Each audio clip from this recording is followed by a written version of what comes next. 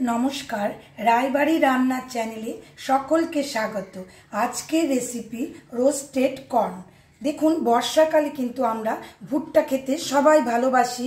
বাইরে ঝমঝম বৃষ্টি আর ঘরে যদি আমরা রোস্টেড ভুট্টা খাই, অনেকে আমরা স্ট্রিটে দাঁড়িয়ে খেতেও খুব ভালোবাসি।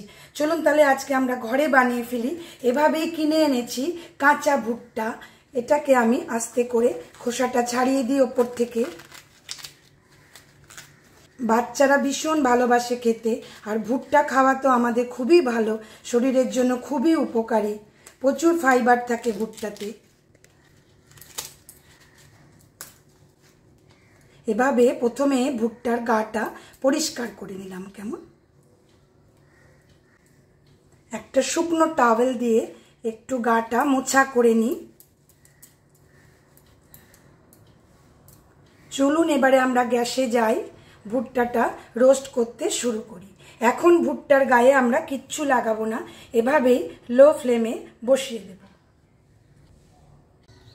এবারে দেখুন, আমরা ভুট্টাটা গ্যাসে বসাবো ঠিক যেভাবে বেগুন পোড়ান ঠিক সেভাবে।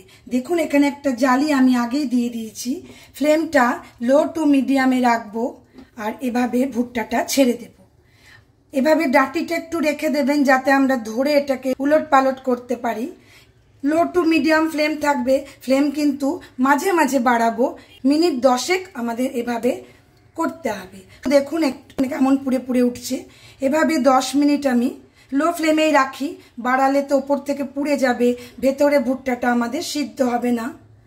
এরকমভাবে পুরো ভুট্টাটা আমাদের কালো হয়ে যাবে যদি মিনিট 10 সময় এভাবে দেওয়া যায়। শুধু নাড়িয়ে নাড়িয়ে যাব, আর ফ্লেম একদম লো। মিনিট 5 আমার হলো। দেখুন, অর্ধেকটা পুড়ে গেল। আর মিনিট 5 হলেই কিন্তু হয়ে যাবে। কেমন শুধু ঘুরিয়ে ঘুরিয়ে দিতে হবে। ফ্লেমটা একটু মাঝে বাড়িয়ে দিলাম, ফুটতে পারে, সাবধানে কাজটা করবেন। এভাবে থাক আরো 5 মিনিট, ঘুরিয়ে ঘুরিয়ে করি।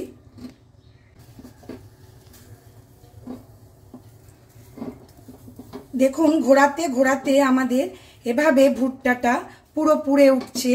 ফ্লেমটা এবার লাস্ট বেলায় একটু হাই করে দিই। গ্যাসটা বন্ধ করে দিলাম। ভুট্টাটা আমাদের পুরো রোস্ট হয়ে গেল।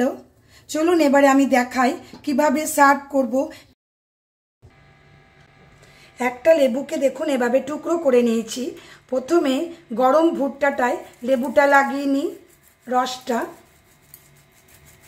রেসিপিটা অবশ্যই ট্রাই করবেন। যদি ভালো লাগে please like, share, comment and subscribe my channel.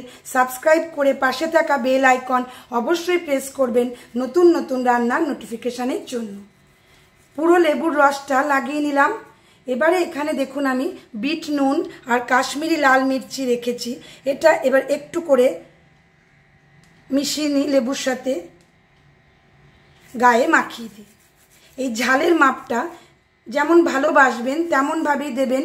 অনেকে একটু ভুট্টার সাথে ঝাল ঝাল স্বাদ ভালোবাসেন, টক টক স্বাদ ভালোবাসেন, তারা একটু বেশি করে দেবেন। কেমন বাড়িতে এভাবে রোস্ট করুন। দেখুন, বাড়ির সকলে খুব ভালো খাবে।